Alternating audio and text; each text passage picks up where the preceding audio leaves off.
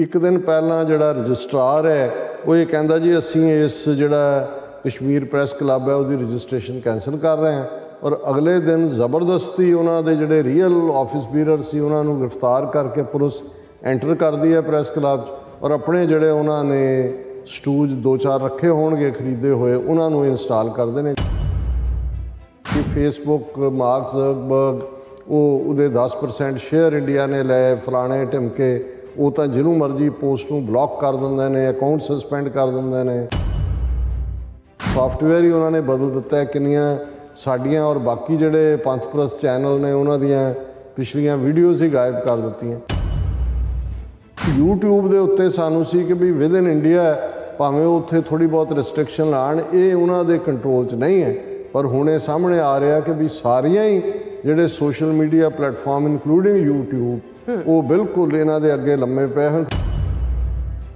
Information broadcasting minister Anurag Thakur कह रहे any website YouTube channel spreading lies conspiring against India will be blocked.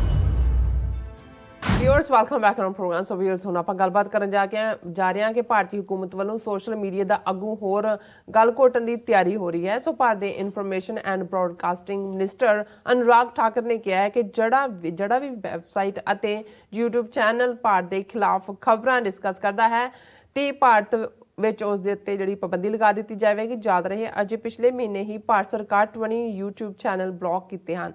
सो इस बारे आपां गलबात करन जा रहे हैं। सो असीं चाहांगे कि तुसां ने इसे तरह बने रहना देखण सुनने लिखण लई तुहाडा सब दा बहुत बहुत धन्नवाद। चीरार साहब की कहना चाहोगे?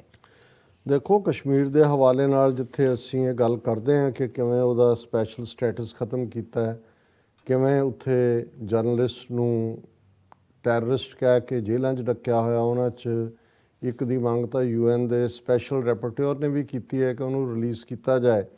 लेकिन किवें हुण फाइनली जड़ियाँ ईवन वो इंस्टीट्यूट और कल दी ये खबर सी editors guild of India condemns coup at Kashmir press club slams JK administration. हुण कश्मीर प्रैस क्लब दे विच जिहड़ा अमला फैला होएगा उन्हां दे वो क्योंकि जिहड़ा जम्मू कश्मीर का हिंदुत्वी एडमिनिस्ट्रेशन है उन्हां नाल कंप्लाई नहीं कर रहा होएगा और उन्होंने की किया है गिल्ड कह रहा है the guild is equally alarmed by an arbitrary order of putting the registration of Kashmir press club in abeyance by the registrar of societies a day before its take over.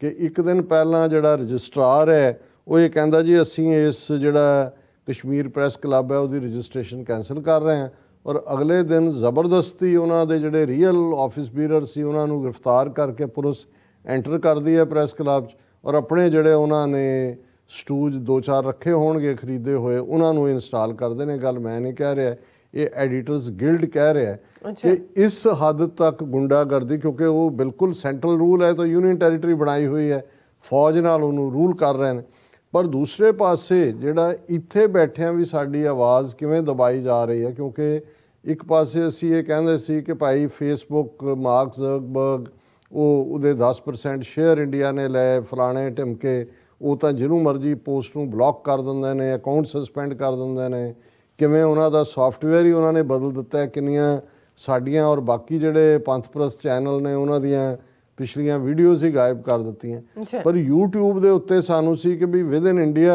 भावें उत्थे थोड़ी बहुत रिस्ट्रिक्शन लाण ये उन्हां they control च नहीं है पर हुणे सामने आ रहा कि भी सारियां ही जिहड़े social media platform including YouTube वो बिल्कुल इन्हां दे अगे लम्मे पे हैं क्योंकि अल्टीमेटली पैसे बनाना उन्हां दा मकसद है।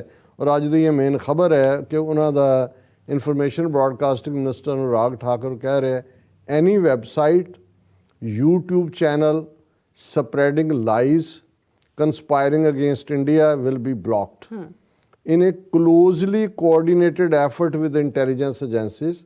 The I&Y ministry had in December last year ordered the blocking of 20 YouTube channels and 2 websites as they were spreading anti-India propaganda and fake news. उन्होंने कहा जी असी ऑलरेडी दसंबर दे विच 20 यूट्यूब चैनल और 2 वैबसाइट कीते ने ब्लॉक और ये जिहड़ा क्योंकि और उन्होंने कहा जी हुण अगों असी जिहड़ा क्योंकि असीं ये पहलां करके दिखा दिता है कि and we will continue to take such action against those hatching conspiracy against the country.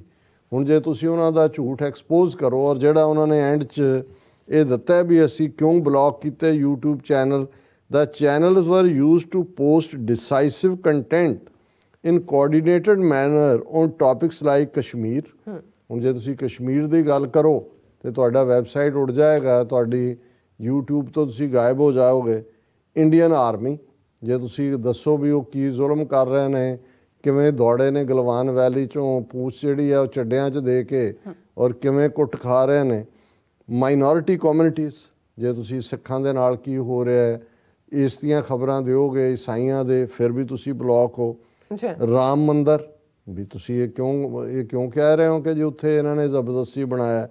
General Bipan Rawat, ਹੁਣ ਜੇ ਤੁਸੀਂ ਕਹੋ ਕਿ ਬਿਪਨ ਰਾਵਤ ਦਾ ਜਿਹੜਾ ਉਹ ਐਕਸੀਡੈਂਟ ਨਾਰਮਲ ਨਹੀਂ ਹੈ, ਐਕਸੀਡੈਂਟ ਕਿਵੇਂ ਹੈ, ਉਹ ਸਾਫ਼ ਮੌਸਮ ਹੈ ਔਰ ਵੈਲ ਇਕਵਿਪਡ ਹੈਲੀਕਾਪਟਰ ਹੈ ਜਿਹੜਾ ਸਭ ਕੁਝ ਦੇਖ ਸਕਦਾ, ਹਨੇਰੇ 'ਚ ਵੀ ਉਹਨੂੰ ਨਜ਼ਰ ਆਉਂਦਾ, ਉਹ ਵੀ ਇੱਕ ਹੈ। ਔਰ ਉਹ ਇਹ ਕਹਿ ਰਿਹਾ and in future also action will be taken to block any such account.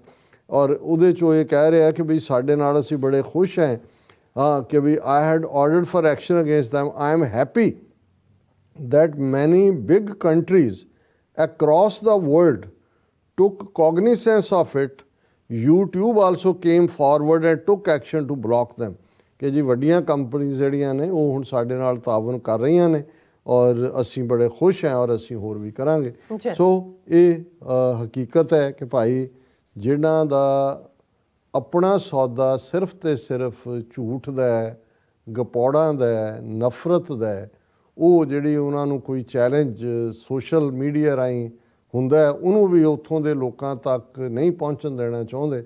ਔਰ ਉਹਨਾਂ ਹਾਲਾਤਾਂ 'ਚ ਫਿਰ ਸਾਡੇ ਆਪਣੇ ਵੀਰਾਂ ਭੈਣਾਂ ਨੂੰ ਸਮਝਣ ਦੀ ਲੋੜ ਹੈ ਕਿ ਭਾਈ ਕਿੰਨਾ ਅਹਿਮ ਹੈ ਅੱਜ ਦੇ ਪੀਰੀਅਡ 'ਚ ਇਸ ਹਿੰਦੂਤਵਾ ਨਾਲ ਲੜਾਈ ਦੇ ਵਿੱਚ ਸਾਡੇ TV 84 ਔਰ ਦੂਸਰੇ ਪੰਥਕ ਮੀਡੀਆ ਦਾ ਰੋਲ। ਜੀ ਡਾਕਟਰ ਸਾਹਿਬ ਤੁਹਾਡਾ ਬਹੁਤ ਬਹੁਤ ਸ਼ੁਕਰੀਆ। ਸੋ ਅਤਲੇ ਨੇ ਬ੍ਰੇਕ ਵਿਊਅਰਸ ਤੁਸੀਂ ਇਸੇ ਤਰ੍ਹਾਂ ਬਣੇ ਰਹਿਣਾ, ਮਿਲਦੇ ਹਾਂ ਛੋਟੇ ਜਿਹੇ ਵਕਫੇ ਬਾਅਦ।